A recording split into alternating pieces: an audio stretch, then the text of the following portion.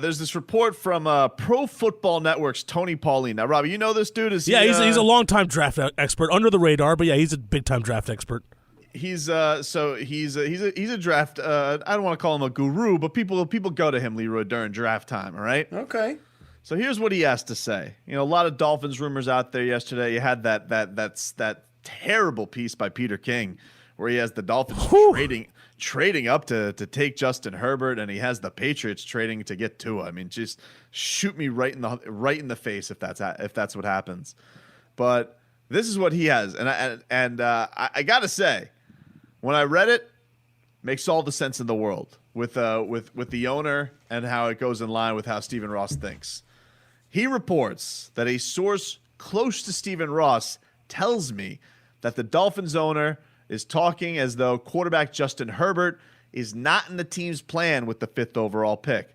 The source tells me it's either Tua Tagovailoa with the pick 5 or take a position player at that spot with a later maneuver to get Utah State's Jordan Love. Now, the reason this is interesting is all we heard last week, it was Herbertville nonstop with the Dolphins. Herbert's the guy. They've done more work on Herbert than anybody else. Herbert. That was all. It completely shifted that way. Now, what needs to be known was that an entire smokescreen put up by one Chris Greer, who's the smoke master, or was that legit? Who knows? But you had at the end of the week where Adam Schefter's talking about how fast the Dolphins wanted to do that last check on Tua. And just based on Stephen Ross in general, who likes splashy things, I just got a feeling that he feels it in his jellies a little bit more. That Tua, I think it makes Stephen Ross feel alive. In his jellies? In his jellies. Watch Detective Pikachu. You'll understand. What? I've been watching Detective Pikachu a lot, and Detective Pikachu, he talks about feeling it in your jellies. And I feel like Stephen Ross feels it in his jellies when you start talking about Tua Tagovailoa with the number 5 overall pick. Right. And if not, we heard about Stephen Ross, the rumors about him wanting the Dolphins to trade back in drafts past and maybe take a guy like Lamar Jackson. If they don't get Tua at number 5 overall, if the football people feel like they could get somebody who's a little bit more better value at number 5 who doesn't have injury concerns, but they can go and trade for the hype quarterback, the one who's got the big ceiling. I think that excites him too. I don't think Justin Herbert excites. I don't think it excites Stephen Ross. All right. What are you dismissive of? This is your guy. I mean, look, you guys are falling for all of this ridiculousness. I believe this one. Here's what I personally believe. At no point in time has Stephen Ross, who has every right to go in and say, I want this guy. Sure. At no point in time has he done that. I don't think he's going to start doing it now, especially with what Brian Flores did last year. That's true. I think he's happy with the progress. I think he's happy with the direction that everybody's headed. And I do believe that he may have said who he likes or who he would rather have or whatever, but at no point in time is he going to go in and stop the process that these guys have put forward to make this team better. Okay, but at no point does he get on the private Zoom call with Chris Greer and Brian Flores, and he's like, Herbert, don't do it for me.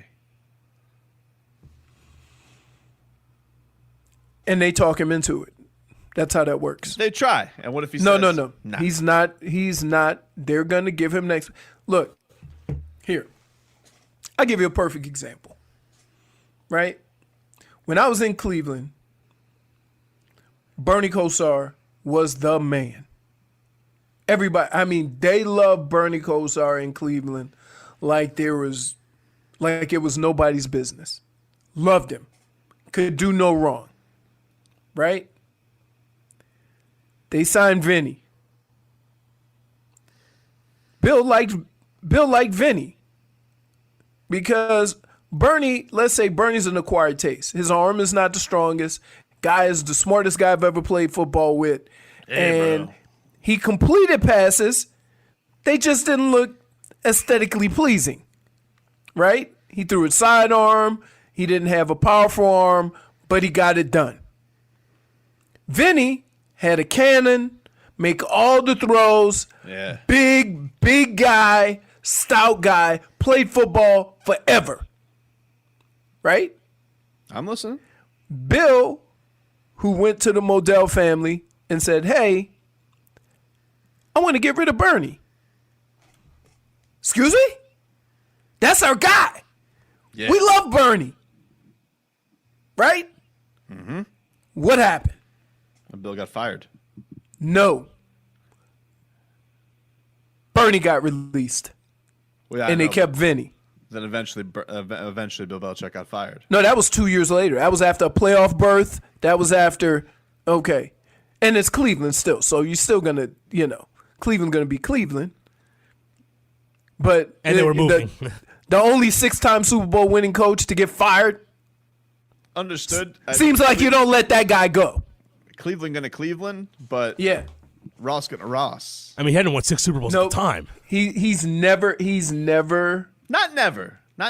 I mean, Has he ever stepped in? Has he ever stepped in and said, and you heard the story, Stephen Ross said he want this guy.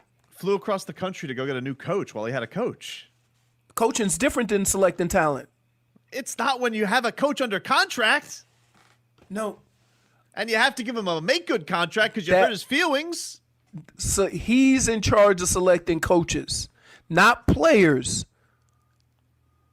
Man, if you have questions about the talent that you're selecting, you have questions about the people you hired, not questions about the talent.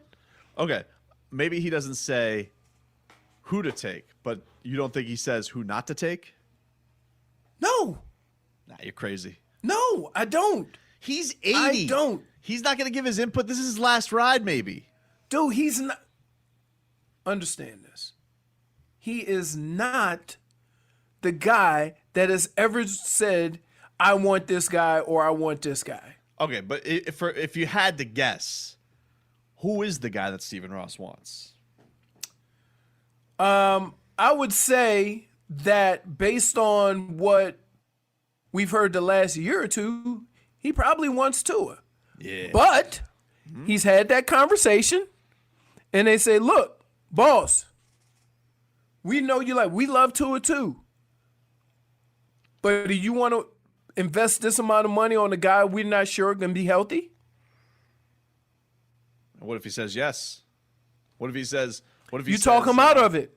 You talk him out of it, because if you believe it's not worth the risk, then that's it. I'm telling you, Yeah, Stephen Ross has Stephen Ross delegated. He's delegated to the point where sometimes he's delegated to the wrong people. Mm-hmm. But he's delegated. Dude, if you could talk him into spending $100 million on Ndamukong Suh, you think they're going to have a problem talking to him and we don't want this guy?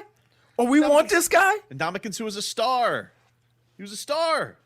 That's what I'm saying. He likes the splash move.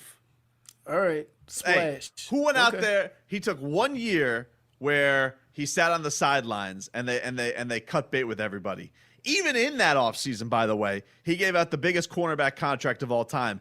He then backed it up the next year and gave an even bigger cornerback free agent contract. He's Big Money Ross. All right? He's BMR. They don't call him. All right, he's not SMR. He's not Small Money Ross. He's Big Money Ross. He takes big hacks. He's giving the big money, but he's not selecting the talent. They're selecting the talent. Yeah, he's just giving the okay to spend the money. If he told him 2 drafts ago, he says, hey, listen. No, man. Listen. No. If he goes to Chris Greer, he goes, I'm not going to make a stinker, but remember when you took Minka?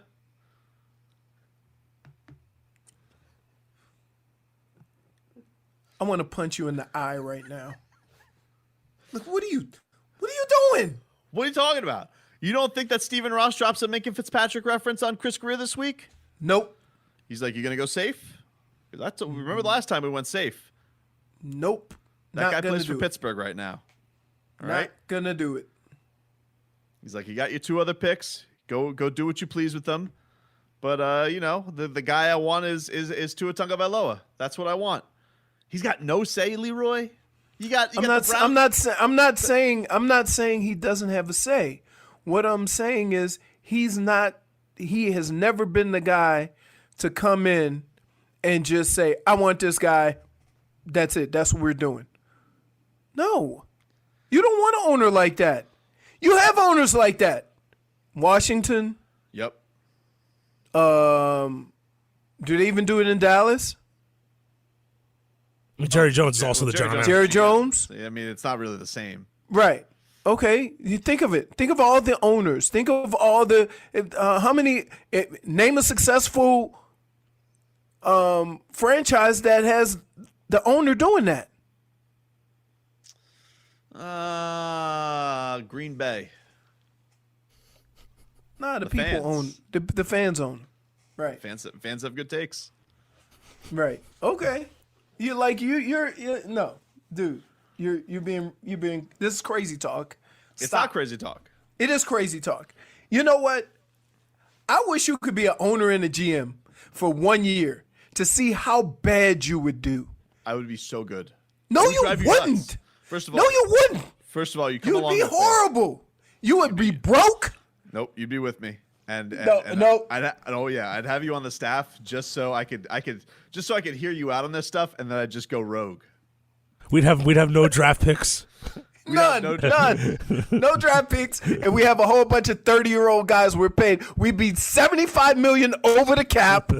Yeah, because you think you could find Andy Ellisberg. we're gonna have fun. We're gonna have fun. Oh, it would be a good time.